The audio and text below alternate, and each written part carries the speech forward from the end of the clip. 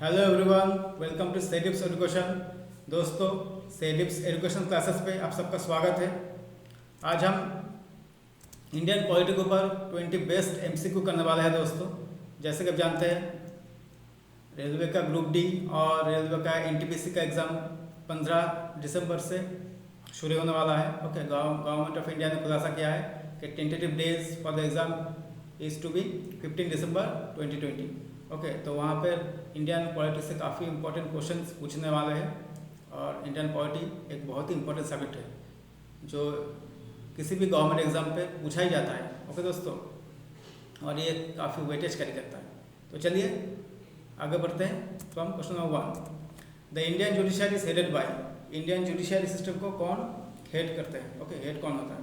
आपका ऑप्शन है the parliament, B the prime minister, C the president या D the supreme court. जल्दी कीजिए, आंसर कीजिए। तो सही जवाब है ऑप्शन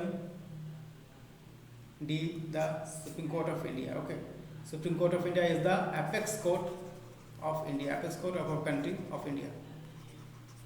ओके, और चीफ जस्टिस है S A Bobde ji. Okay, S A Bobde ji प्रधान न्यायाधीश है सुप्रीम कोर्ट का, और आर्टिकल 124 के अंतर्गत आता है। Okay, supreme court. और ये जो सुप्रीम कोर्ट है इंडिया में होना चाहिए या कंट्री में होना चाहिए, वो अमेरिकन कॉन्स्टिट्यूशन से हमने लिया है। We borrow from American constitution. ठीक है, माने USA, from constitution of USA. चलिए next, what is the maximum gap permissible between two sessions of parliament. जो दो अधिवेशन होता है पार्लियामेंट में, दो सेशंस होता है, उनके बीच मैक्सिमम कितना गैप परमिसिबल है, अलाउ है? आपका ऑप्शन से option A 1 month, option B 3 months, option C 6 months या ऑप्शन डी 12 मंथ्स। चलिए दोस्तों, आंसर कीजिए। क्वेश्चंस बहुत इंपॉर्टेंट है और हम लोगों को प्रैक्टिस करते रहना चाहिए। ठीक है ना दोस्तों? तो सही जवाब है ऑप्शन सी 6 मंथ्स, 6 महीना। Maximum time, maximum gap should be 6 months. ठीक है दोस्तों, और 3 तरह का सेशन होता है इंडिया में।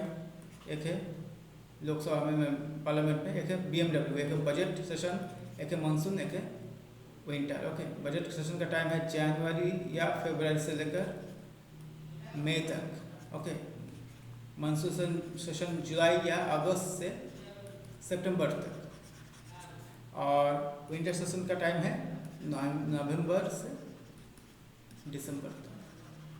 ठीक है दोस्तों, चलिए next, who will administer the oath of the office to the person who is to take over a president. चुना हुआ राष्ट्रपति जी जब अपना आसन ग्रहण करते हैं, ओके, जब शुरू करते हैं अपना काम कर, तो कौन उन्हें शपथ दिलाता है? शपथ जो समारोह है वो कौन दिलाता है?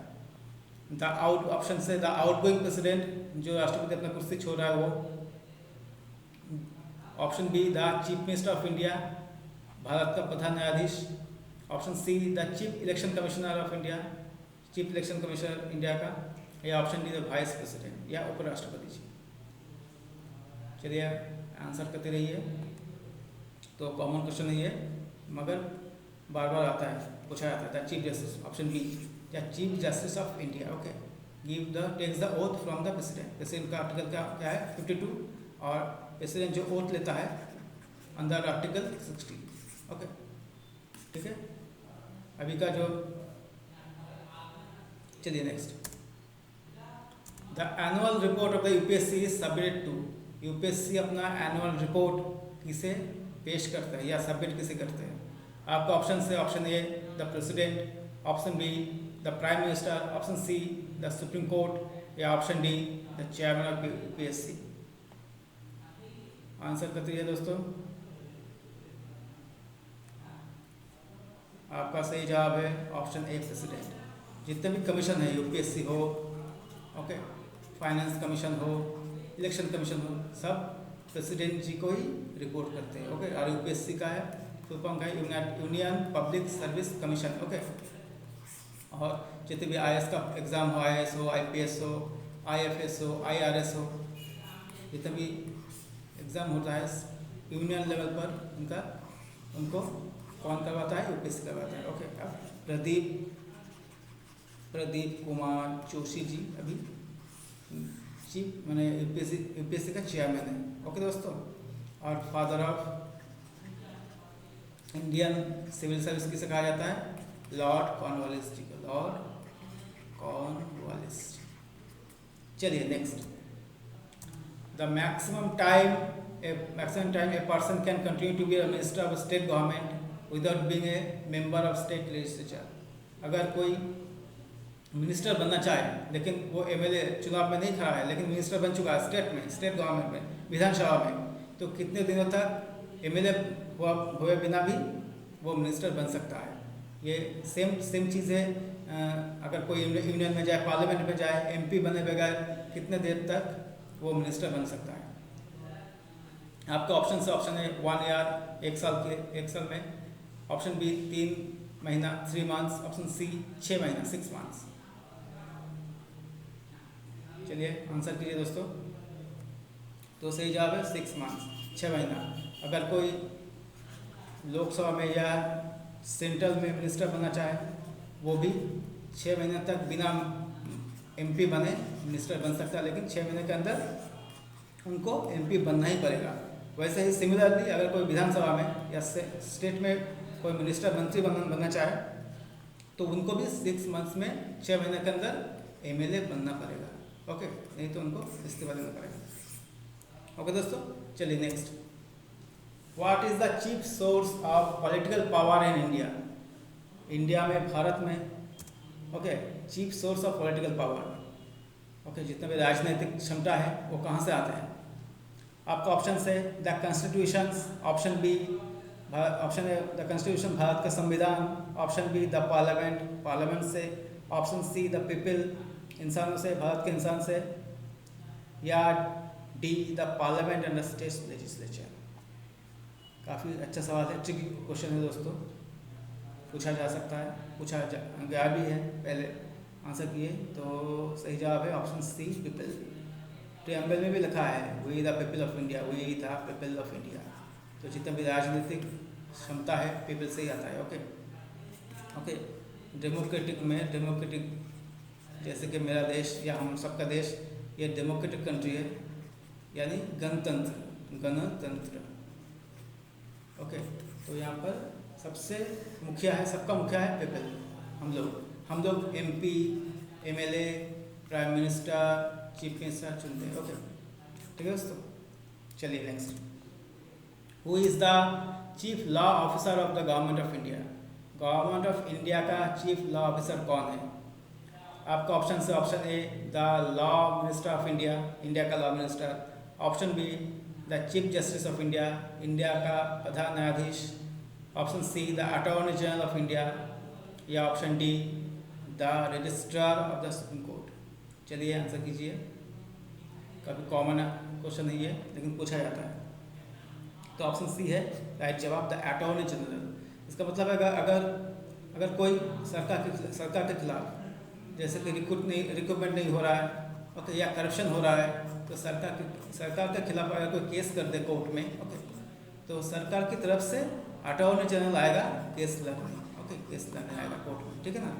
तो ही इज़ द और she is the chief law minister, law officer of chief lawyer of government. Okay, और आर्टिकल 76 के अंतर्गत आता है K Venugopal ji. K Venugopal is our current attorney general, और इनका टेन्योर है up to under the pleasure of president. मतलब जब तक प्रेसिडेंट रहेंगे, ओके, तब तक अटॉर्नी जनरल भी रहेंगे। ओके, जैसे कि हमारे प्रेसिडेंट रामनाथ कोविंद जी जब चले जाएंगे, ओके, अपना टेन्योर खत्म करके, तभी के वेणुगोपाल जी को भी जाना पड़ेगा। And attorney general is recruited by, उनको रिक्रूट भी करता है प्रेसिडेंट ऑफ इंडिया। काफ़ी इंपॉर्टेंट पोस्ट है attorney general and CAG CAG, ये दोनों से क्वेश्चन पूछा जाता है हर बार, ठीक है दोस्तों। चलिए next, how many times was the term of the Lok Sabha extended up to 6 years? वैसे तो लोकसभा 5 साल के लिए होता है, लेकिन कितनी बार इंडिया में 6 साल तक चला है, ठीक है दोस्तों, यही क्वेश्चन है। तो चलिए पहला ऑप्शन है वंस, एक बार हुआ है, ट्वाइस, दो बार हुआ है, थ्राइस, तीन बार हुआ है, या नेवर, कभी नहीं हुआ है। आंसर कीजिए दोस्तों। तो वंस, एक ही बार हुआ है। कब हुआ है? 1971 से 77।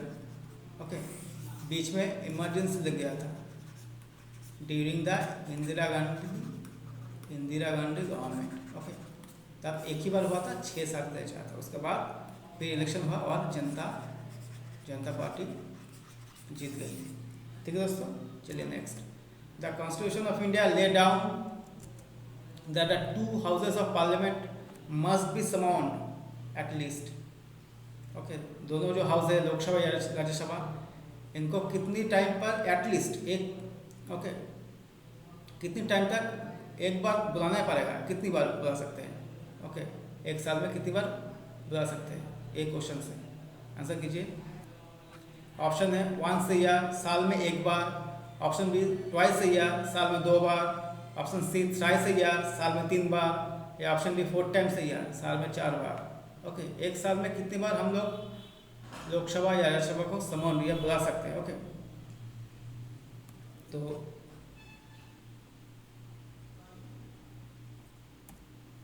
सही जवाब दीजिए दोस्तों। तो ट्वाइस, 2 बार बुलाना ही पड़ेगा। 6 मंथ का मैंने 1-2 स्लाइड्स पहले बोला था, 6 महीना मैक्सिमम गैप हो सकता है। उसके बाद ज़्यादा गैप नहीं हो सकता। 6 महीना के से ज़्यादा गैप नहीं हो सकता। राज्यसभा या लोकसभा को एक बार बुलाना पड़ेगा। इसमें 12 महीने में 2 बार एटलीस्ट, ओके, बुलाना ही पड़ेगा। कौन बुलाता है? प्रेसिडेंट जी बुलाता है। ओके, ठीक है दोस्तों, चलिए next. The speaker of the Lok Sabha enjoy, speaker of Lok Sabha enjoy. Option A the right to vote only in the case of tie, जब वोट टाई हो जाएगा तब स्पीकर वोट देंगे। Option B no right to vote in general circumstances, कभी vote नहीं दे सकते जितने भी इलेक्शन है इन पार्लियामेंट में, जितने भी इलेक्शन है पार्लियामेंट के अंदर। Option C the right to vote like other members, vote दे सकते हैं जितने भी मेंबर्स ऑफ पार्लियामेंट है उनमें। और या option D the right to vote only once during the term of the house, सिर्फ एक ही बार वोट दे सकते हैं उनका टेन्योर के अंदर। ओके, आंसर करते रहिए दोस्तों। तो सही जवाब है ऑप्शन ए, जब टाई होगा। ओके, जब टाई होगा, 100 वोट 100 से टाई हो जाए तब लोकसभा का स्पीकर वोट दे सकते हैं टाई ब्रेक करने के लिए। Okay, he only vote for tie breaker. Okay, या as a tie breaker. Okay, और आर्टिकल 93 के अंदर आता है। ओके, अंडर आर्टिकल 93 जो स्पीकर और डिप्टी स्पीकर लोकसभा का है, अभी डिप्टी स्पीकर नहीं है लेकिन स्पीकर है ओम बिरला जी। ओके, 17 स्पीकर है लोकसभा का, और जनरली रूलिंग पार्टी ही स्पीकर बनता है। और इनका जो इलेक्शन होता है 1/3 सिंपल मेजोरिटी से होता है। ठीक है दोस्तों, चलिए नेक्स्ट। द जजेस of the high court hold office. Okay, जजेस हाई कोर्ट का जजेस का टेन्योर क्या है? Okay, as long as they can desire, option है जितना देर चाहे वो जज बन सकता है, ये तो होने वाला है ही नहीं। Option B till they have attain 62 years of age, 62 साल तक अपने एज का। Option C till they have attain 65 years of age, 65 साल तक बन सकता है। या option D during the pleasure of the chief justice of India. Okay, जब तक चीफ जस्टिस चाहे तब तक। आंसर करते रहिए दोस्तों, ये भी एक इम्पॉर्टेंट क्वेश्चन है, काफ़ी ट्रिकी है। तो option B is the right answer, 62 साल तक। ओके, जजेस ऑफ हाई कोर्ट। अगर जजेस ऑफ सुप्रीम कोर्ट बोला जाए तो 65 साल होगा। ओके, 62 साल फॉर हाई कोर्ट एंड 65 साल या 65 साल फॉर सुप्रीम कोर्ट। ओके दोस्तों, और हाई कोर्ट आता है 214 आर्टिकल के अंतर्गत।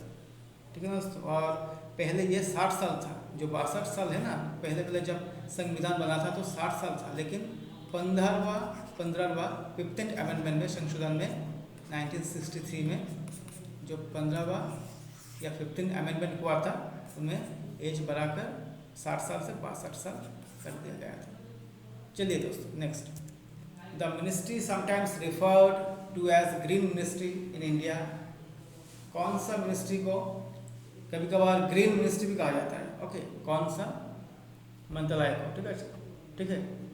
आपका ऑप्शन से surface and transport, option B environment and forest, option C agriculture and rural development, option D urban development and landscaping. Answer कीजिए, कौन सा मंत्रालय को कभी कभार हरा मंत्रालय भी कहा जाता है? Okay, green ministry. तो सही जवाब है, थोड़ा कॉमन सेंस का बात है, option B environment. Okay, environment ministry is also known as sometimes green ministry. और अभी का जो हम लोगों का एनवायरनमेंट मिनिस्टर है वो है प्रकाश जावड़ेकर जी। ओके, प्रकाश जावड़ेकर जी। ओके, और जो नेशनल ग्रीन ट्राइब्यूनल है एनजीटी, उनका जो हेड है वो है ए के गोयल, आदर्श कुमार गोयल जी। चलिए next, separation of the judiciary from the execution has been provided in which of the following. Okay, judiciary से जो एग्जीक्यूशन है उनको सेपरेट कहाँ पर किया गया है? ओके, आपका ऑप्शन से द प्रियम्बल पर, the 7th schedule, okay, option C the fundamental rights, okay, मूल अधिकार पर, या ऑप्शन डी द डीपीएसपी। कहाँ पर लिखा गया है कि जुडिशियरी और एग्जीक्यूशन सेपरेट चीज़ होना चाहिए? ठीक है, आंसर कीजिए दोस्तों।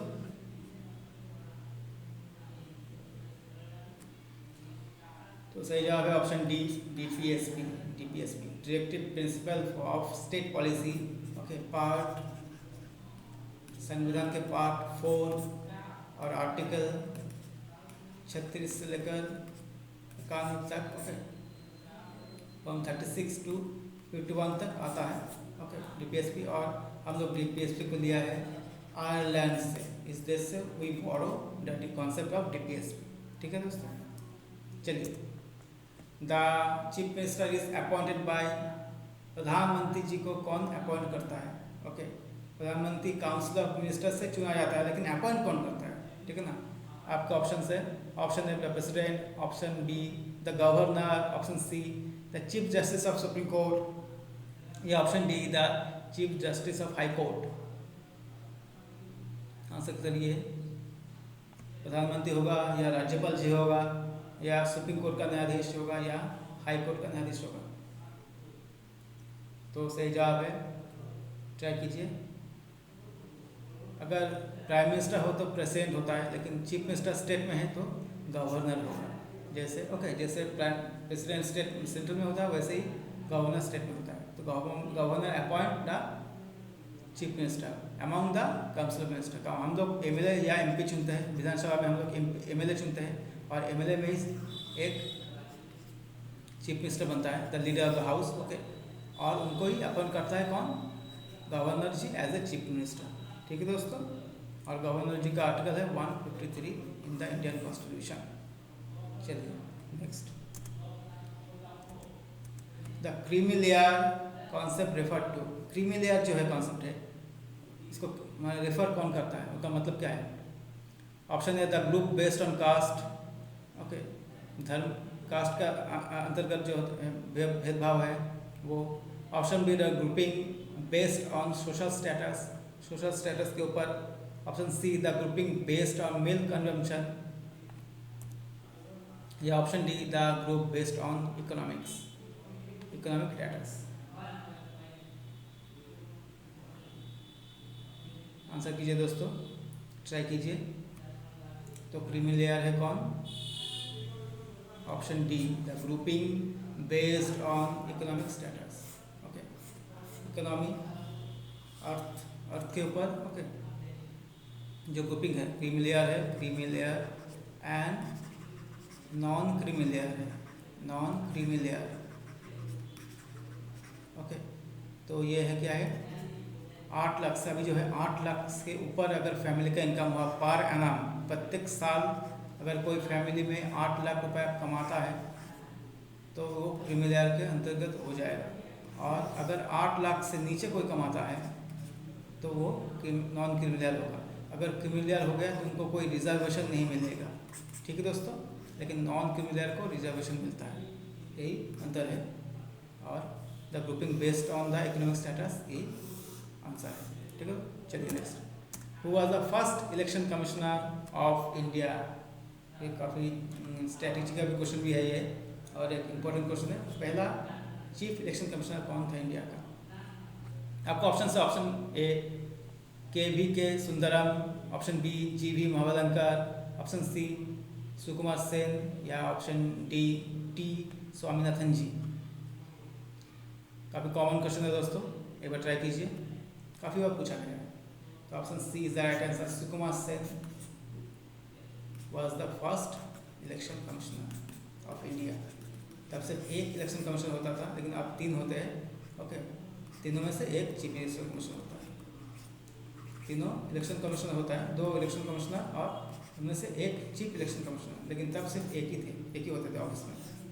और महावलंकर जी पहले स्पीकर है पार्लियामेंट का, ओके। तो इलेक्शन कमिश्नर, ओके दोस्तों। तो चलिए next, the council of minister in state is collectively responsible to. Council of minister state में, ओके, रिस्पॉन्सिबल टू किसके ऊपर रिस्पॉन्सिबल है? आपके ऑप्शन से, ऑप्शन है द गवर्नर, राज्यपाल, द चीफ मिनिस्टर, मुख्यमंत्री जी, option D C the president of India, Bharat का राष्ट्रपति जी, या option D the legislative assembly, विधानसभा का। आंसर कीजिए दोस्तों। Option D is the right answer, the legislative assembly होगा right answer, okay. Council of minister, जितने भी काउंसिल ऑफ मिनिस्टर है सब is responsible for the legislative assembly, ठीक है। आर्टिकल 168 के अंतर्गत लेजिस्लेटिव असेंबली आते हैं, ओके, कॉन्स्टिट्यूशन असेंबली आता है। चलिए next, India is a secular state because in our country, okay, हम लोग सेकुलर है, इंडिया में सब धर्म का पालन किया जाता है, क्यों? बिकॉज ऑप्शन से, आपका ऑप्शन से, state has no religion. State मतलब इंडिया को बोला जा रहा है। इंडिया का कोई स्टेट रिलीजन नहीं है, कोई इंडिया का कोई धर्म नहीं है।